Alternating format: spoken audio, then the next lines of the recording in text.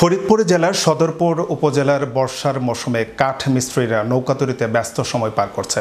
সম্প্রতি সদরপুর উপজেলার বিভিন্ন স্থানে নদ নদী পানি বৃদ্ধি পাওয়ার ফলে দুপা ও নিচু জায়গাগুলোতে পানি আসার ফলে পারাপারের একমাত্র বাহন হলো নৌকা।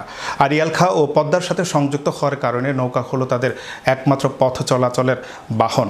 বৃহত্তম ফরিদপুর জেলা আগে থেকেই নৌকা তৈরি ও নৌকা বাইচের জন্য বিখ্যাত ছিল, যেহেতু এই এলাকা প্রাচীনকাল থেকে নৌকা তৈরি নৌকা বাইচ প্রতিযোগিতা হয়ে থাকে, এ কথা কারো অজানা নয়। যেহেতু বাংলাদেশ নদী মাতৃক দেশ, এদেশে শত শত নদ নদী জালের মতো ছড়িয়ে আছে এবং বর্ষাকাল এলেই নৌকার চাহিদা বাড়ে। প্রতি বছর এ কারণে নতুন করে নৌকা তৈরি করতে হয়।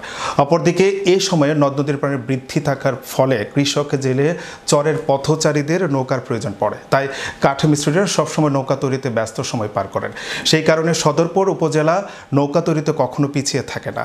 আনন্দ উদ্দীপনার মধ্য দিয়ে সদরপুর উপজেলার বিভিন্ন হাট বাজারে নৌকা তৈরির প্রতিযোগিতা চলছে। বিভিন্ন হাট বাজারে নৌকা তৈরি করে কাঠ মিস্ত্রিরা অনেকে সুখে স্বাচ্ছন্দ্যে আনন্দে আছেন বলে চ্যানেল ইউরোপকে জানান।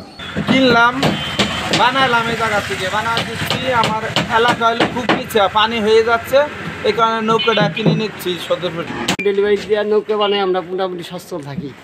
আমরা লোকের কাজ করে মোটামুটি ভালোই আছে। কি পরিমাপ অর্ডার পেয়েছেন সে সম্পর্কে আমাদের চ্যানেল ইউরোপকে জানান। 20-25 খান অর্ডার আছে। পানি বৃদ্ধি, অর্ডারপত্র মোটামুটি ভালোই আছে, কাজ কাম করে খুব শান্তিতে আছি। আমরা নৌকার কাজ করে ভালো আছি। এই পর্যন্ত ধরেন আমরা তো 1 মাস আগের থেকে নৌকা বানানো শুরু করছি, সেক্ষেত্রে ধরেন গোটা 50 নৌকা ডেলিভারি গেছে, আরও 20-25টা নৌকার অর্ডার আছে। আমরা আশাবাদী এই বর্ষার সিজনে 150 পিস নৌকা তৈরি করে বিক্রি করতে পারবো।